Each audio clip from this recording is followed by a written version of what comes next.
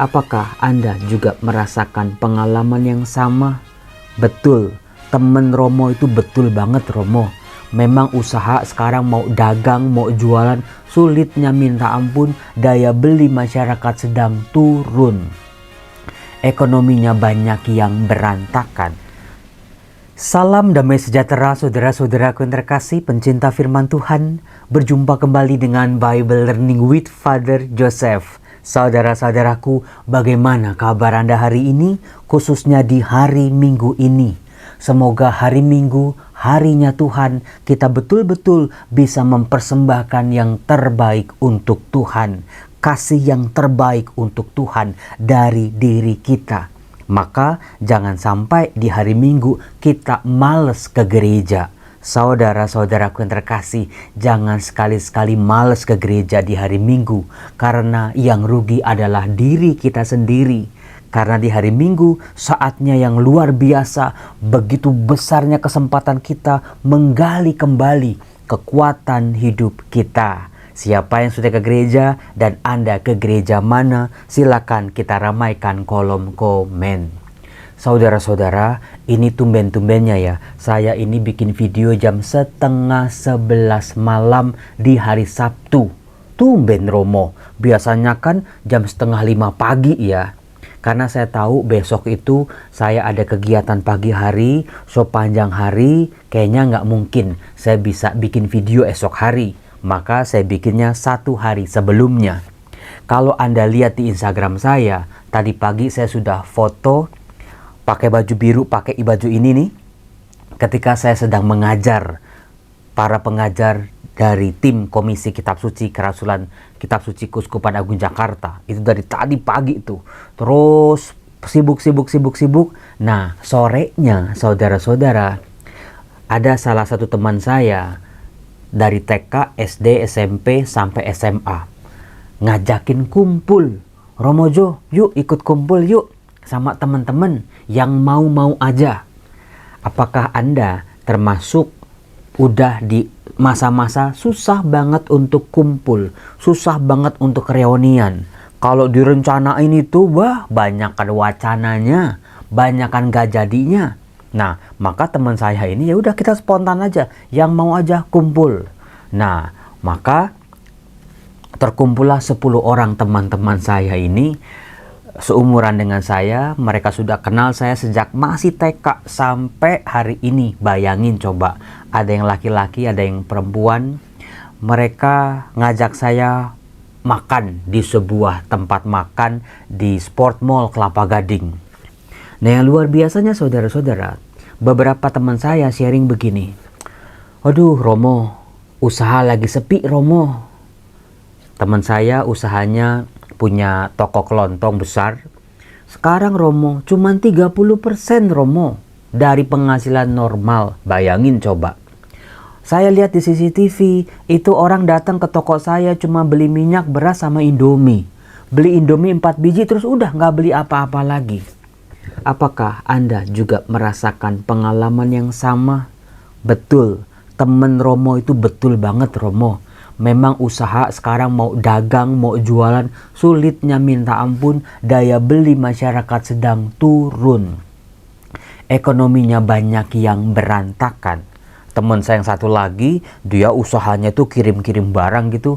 Romo, saya itu Romo, kalau kirim barang Romo, itu 1 truk aja butuh 3,5 juta Romo. Untuk preman-preman, kalau ke daerah-daerah luar pulau gitu Romo, banyak yang harus minta duit ini, minta duit itu.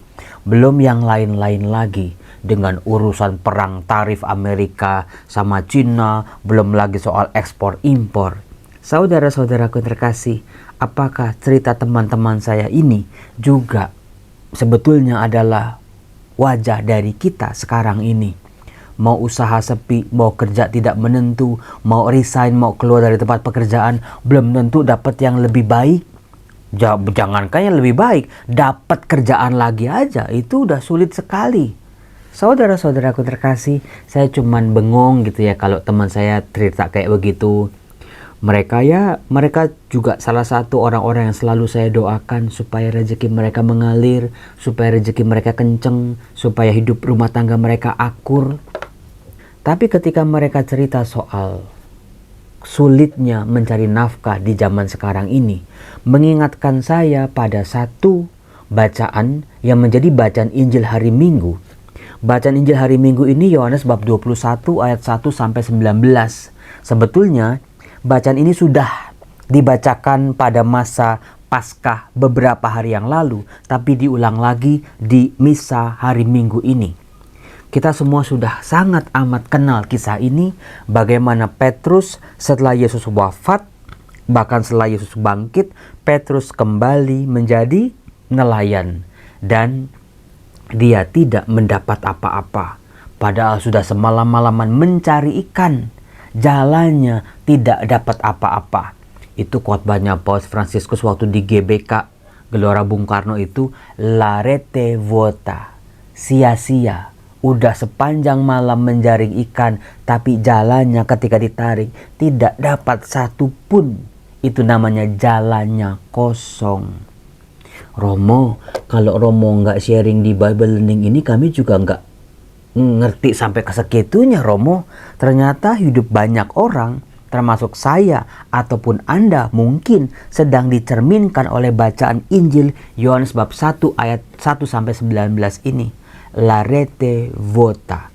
Sudah berjuang, sudah berusaha, sudah kerja keras, sudah banting tulang, sudah segala-galanya dilakukan, tapi apa daya, Romo? Ketika jala ditarik kosong, gak dapat apa-apa. Saya percaya Petrus sebagai seorang nelayan bukan cuma sekali dua kali dia tebarin jala. Ketika dia tarik jalannya kosong, dia juga menebarkan lagi. Tapi apa mau dikata kalau ketika ditarik lagi-lagi jala yang didapat masih kosong? Apakah jala kosong dalam bacaan Injil hari ini berbicara tentang hidup Anda juga? Iya ya Romo, betul Romo, betul. Ya dapat si Romo ikan-ikan kecil dikit Romo, gak kayak dulu. Nah, saudara-saudara, menarik bukan bacaan Injil hari ini? Dikatakan, sesudah bangkit dari antara orang mati, Yesus menampakkan diri lagi kepada para muridnya di pantai Danau Tiberias. Menampakkan diri lagi. Artinya apa? Sudah terjadi penampakan-penampakan sebelumnya di hadapan para muridnya.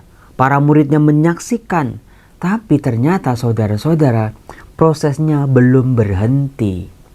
Ada sebuah proses akhir yang masih harus dimatangkan dalam diri para murid Yesus ini. Buktinya kok mereka balik lagi menjadi nelayan. Dikatakan di pantai itu berkumpul, coba silakan hitung ya, Simon Petrus, Thomas yang disebut Didimus, Nathanael dari Kana yang di Galilea.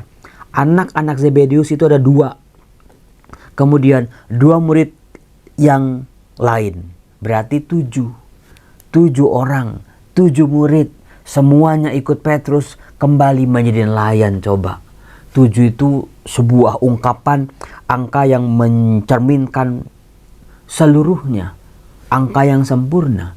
Maka kalau jadi guru, saya melihat murid saya gagal, murid saya kebalik lagi ke setelan pabrik, gurunya juga bisa putus asa. Bukan cuma muridnya putus asa, gurunya juga bisa ikut terpukul. Tapi di sini Yesus bukanlah guru yang mudah menyerah. Yesus percaya sama para muridnya. Bahkan lebih dari para murid percaya pada diri mereka sendiri. Ya Romo, kadang-kadang saya nggak percaya diri. Kadang-kadang saya khawatir. Kadang-kadang saya takut saya bisa apa enggak. Saya yakin atau enggak. Percayalah ketika kita ragu-ragu dengan diri kita sendiri. Dengan kemampuan kita.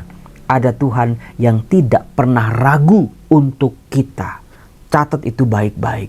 Kalau Tuhan sang pencipta, Tuhan sang perencana, tidak pernah ragu untuk aku. Kenapa aku seringkali ragu akan diriku? Kenapa aku seringkali ngecilin anak-anakku? Wah, anakku mana becus Romo, gak bisa Romo. Kenapa kita mengecilkan seringkali? Pesimis dengan pasangan hidup, pesimis dengan orang tua, pesimis dengan seluruh orang-orang, sahabat-sahabat, teman-teman sepelayanan, kalau Sang Pencipta saja tidak pernah ragu, begitu percayanya pada kita. Ya Romo, mulai sekarang saya harus lebih percaya lagi kalau begitu. Nah, kemudian dikatakan, kata Simon Petrus kepada mereka, "Aku mau pergi menangkap ikan." Kata mereka, "Kami pergi juga dengan engkau." Mereka berangkat, lalu naik ke perahu. Tetapi malam itu mereka tidak menangkap apa-apa. Malam itu, sepanjang malam, mereka sudah berusaha, sudah kerja keras, melawan ombak, gelombang, angin kencang, tapi tidak dapat apa-apa. Ketika hari mulai siang, bayangin coba. Jadi kegagalan para murid ini dilukiskan secara luar biasa dalam bacaan Injil. Bukan cuma sekali nggak dapet ya udah deh, terus pulang gitu tidur di rumah. No, mereka bekerja keras, sekeras usaha kita, usaha saya dan juga usaha Anda. Tapi apa mau dikata kalau gagal dan gagal lagi? Nah, ketika hari mulai siang, bayangin saudara-saudara, biasanya nelayan itu memang pergi dari malam hari, pagi-pagi mereka harus sudah selesai. Tapi di sini, pagi hari pun para murid masih berusaha, bahkan sampai siang pun mereka masih berusaha. Tapi mungkin belum jodohnya, mungkin memang belum waktunya. Hari mulai siang, Yesus berdiri di pantai. Akan tetapi murid-murid itu tidak tahu bahwa itu adalah Yesus. Kata Yesus kepada mereka, "Hai anak-anak, apakah kamu punya ikan?" Jawab mereka, "Tidak." Jawabannya singkat, padat, jelas. Mungkin itu ya jawaban yang penuh emosional. Lalu kata Yesus kepada mereka, "Tebarkanlah jalamu di sebelah kanan perahu, maka kamu akan peroleh." Sebuah kalimat perintah, tebarkan jalamu di sebelah kanan. Istilah kanan bisa diartikan di tempat yang benar.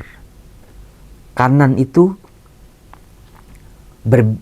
seringkali dilambangkan sebagai simbol dari perlawanan dari kiri. Kalau kiri itu salah, kanan itu benar. Tebarkanlah jalamu di tempat yang benar, maka kamu akan memperoleh. Ketika kita udah usaha, kerja keras tapi gagal-gagal lagi, waduh Romo, mendingan korupsi Romo, mendingan tipu-tipu Romo, mendingan mencuri Romo, mendingan merampok Romo, mendingan bla bla bla dengan dosa-dosa yang lain. Yesus mengatakan, tebarkan jalamu di sebelah kanan, maka kamu akan memperoleh. Mereka pun menebarkannya. Itu sebuah ungkapan keputusasaan kah? Udah nyerah kah? Ya udah, ada orang yang bilang gitu, ya udah mereka ikutin. Dan mereka tidak dapat menariknya lagi karena banyaknya ikan. Bayangin coba saudara-saudara. Lalu murid yang dikasih Yesus itu berkata kepada Petrus, "Itu Tuhan." Petrus mendengar. Petrus juga ada di perahu yang sama dengan murid terkasih. Tapi nggak kenal, tapi nggak dengar, tapi nggak menyimak bahwa itu adalah Yesus. Seperti Filipus membutuhkan Andreas, di sini Petrus membutuhkan murid terkasih untuk menunjukkan ini loh Tuhan. Jadi kita butuh sahabat. Jadi cocok nih, kemarin tadi malam saya kumpul-kumpul sama teman-teman, cerita, cekekek, itulah salah satu healing buat kita. Nggak merasa dihakimi, nggak merasa dibully, merasa diterima dengan para sahabat dan teman-teman ini. Ketika Petrus mendengar bahwa itu adalah Tuhan, ia mengenakan jubahnya sebab ia tidak berpakaian lalu terjun ke dalam danau. Kemudian murid-murid yang lain datang dengan perahu karena mereka tidak jauh dari darat, kira-kira 100 meter saja. Dan mereka menarik jala yang penuh ikan itu. Ketika tiba di darat, mereka melihat api arang, di atasnya ada ikan dan roti. Jadi saudara-saudara, Yesus sudah menyediakan itu, tapi masih minta kepada para muridnya. Itu sebuah ungkapan yang luar biasa. Yesus, meskipun dia memiliki segala-galanya, dia bisa membuat segala-galanya, tapi saat itu dia memposisikan diri sebagai orang yang berkebutuhan. Kata Yesus kepada mereka, bawalah beberapa ikan yang baru kamu tangkap itu. Bayangin coba, api arang sudah ada, ikan roti sudah ada, tapi Yesus lagi-lagi, yuk bawa. hasilmu bawa kemari. Artinya apa saudara-saudara? Para murid diajak untuk bersyukur. Lihat karya Tuhan bekerja dalam dirimu secara luar biasa. Jangan keburu senang dulu, keburu euforia dulu, keburu hura-hura dulu. Lihat hasilmu. Dikatakan Simon Petrus naik ke perahu, menghela jala itu ke darat penuh dengan ikan-ikan besar. 153 ekor banyaknya. Dan sungguh pun sebanyak itu, jala itu tidak koyak. Waduh Romo, jala kosong menjadi jala yang penuh ikan. Jala kosong yang tidak dapat apa-apa bisa menangkap sekian banyak ikan dan jalannya tidak koyak. Sebab kalau jalannya koyak ya percuma, tangkapannya banyak, kalau bolong-bolong itu sobek-sobek jalannya, ikannya keluar lagi. Luar biasanya ternyata Tuhan Yesus mempersiapkan segala-galanya. Bukan cuman ikan, tapi juga jala untuk menangkap ikan. Jadi, sebelum Tuhan memberikan kita rezeki-rezeki yang kita butuhkan, Tuhan menambahkan kepada kita keterampilan-keterampilan kita, jejaring kita, sahabat-sahabat kita, orang-orang support sistem kita. Saudara-saudara, Anda nih yang cari kerja ya, Anda punya nggak support sistem dalam rumah dulu deh? Kalau enggak, berat, capek sendiri. Keluarga menjadi support system bagi mereka yang mencari nafkah. Coba, temukan, jadikan keluarga Anda menjadi support system. Ya kalau suami kerja, istri harus jadi support system juga. Anak-anak juga. Jangan satu disuruh kerja keras, ini udah foya-foya, belanja ini, belanja itu. Itu jadi capek sendiri saudara-saudara. Support system, salah satunya adalah doa. Apakah suami-suami masih mendoakan istrinya di rumah? Apakah istri-istri masih mendoakan suaminya yang berangkat kerja? Apakah anak-anak berdoa buat orang tua mereka yang mencari nafkah? Kita nggak boleh egois di sini. Tuhan memberikan ikan, tapi dengan menyiapkan jala yang kuat. Luar biasa sih ini. Ternyata yang Tuhan siapkan buat saya itu luar biasa. Yang Tuhan berikan pada saya itu sesuatu yang nggak pernah saya bayangkan. Jala yang kuat sudah disiapkan oleh Tuhan. Padahal sebelumnya jala ini kosong, tidak dapat apa-apa. Luar biasa. Nah saudara-saudaraku yang terkasih, dari kisah ini kita bisa belajar. Jangan cuma seperti para murid. Kita ini nggak dapat apa-apa, gagal terus, berantakan terus, nol terus rezekinya, nggak beranjak-beranjak. Romo, sekarang sih boro-boro nabung Romo, untuk bayar utang aja. Gaji selalu habis Romo. Gaji baru terima nih, ini kan dari awal bulan ya, baru terima nih. Itu cuma numpang lewat doang Romo di rekening saya mah. Karena buat bayar utang ini, bayar utang ini, bayar utang ini. Maka coba sadari jala yang kokoh, jala yang kuat, jala yang tidak mudah robek. Dalam Injil juga dikatakan para murid seringkali mereka membereskan jala-jala mereka. Jala itu harus dirawat saudara-saudara. Jala harus dipelihara. Jangan sampai kusut, jangan sampai berantakan.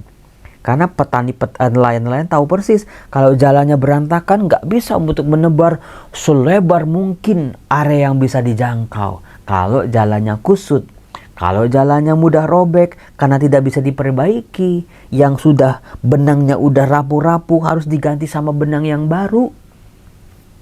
Jala kita adalah syukur dan ucapan terima kasih pada Tuhan buat rahmat-rahmat yang Tuhan beri, termasuk ketika kita tidak mendapat apa-apa.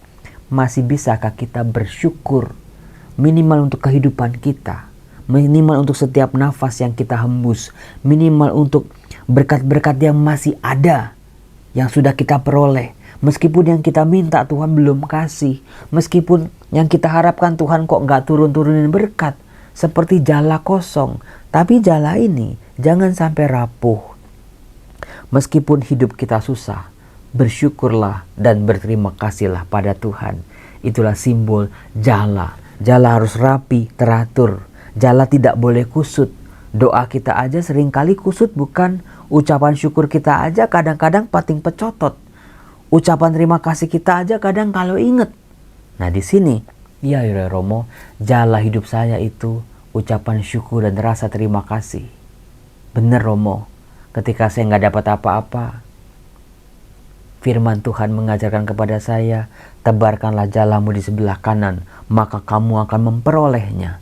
Dan itu dilakukan dalam sebuah ketaatan, doa, ucapan syukur, rasa terima kasih kita pada Tuhan, menghasilkan ikan yang begitu banyak dan jala tidak koyak sedikit pun. Saudara-saudara terkasih, semoga rezeki-rezeki kita di masa sulit ini masih tetap terus dipelihara sama Tuhan. Semoga jangan ada yang bolong-bolong. Semoga jangan ada pengeluaran-pengeluaran yang tidak perlu. Paling takut kan kalau begini, kalau ada yang sakit bukan? Aduh Romo, dalam keadaan normal aja udah kebang kempes Romo, ngap-ngapan. Ada aja keluarga yang sakit, butuh biaya ekstra. Tabungan akhirnya tergerus-tergerus untuk biaya pengobatan. Maka dari itu saudara-saudara, kalau Anda, kehidupan ekonomi Anda masih oke, masih baik, bersyukurlah, berterima kasihlah. Dan Tuhan selalu mengetuk hati Anda. Yuk, tolongin orang lain. Saatnya kamu menolong banyak orang dengan berkat-berkat yang kamu miliki. Selamat hari Minggu, Tuhan Yesus memberkati. Saya besok Minggu mau keliling Porta Santa dulu dan ke rumah teduh. Salam, bye-bye. Tuhan berkati hidup kita semua dalam nama Bapa dan Putra dan Roh Kudus. Amin.